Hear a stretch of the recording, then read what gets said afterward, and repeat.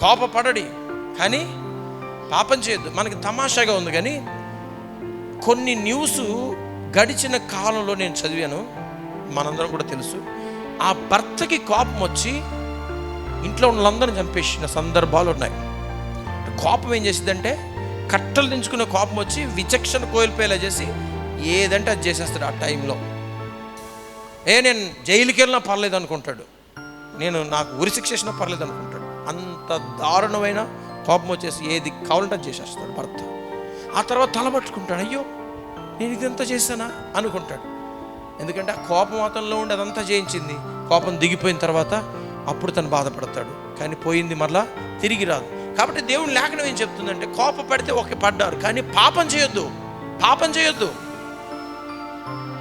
సూర్యుడు అస్తమించే వరకు, ఉదయం కోపం వస్తే మళ్ళీ సూర్యుడు అస్తమించే వరకు ఏమైపోవాలట, మన కోపం ఉండకూడదు. ఏమండి, ఉండకూడదు. దయచేసి ఏం చేయాలట, వాక్యాన్ని పాటిద్దాం. కోపము సూర్యుడు అస్తమించే వరకు ఏమైపోవాలట, తగ్గిపో. ఎవరిది తప్పైనా పర్లా.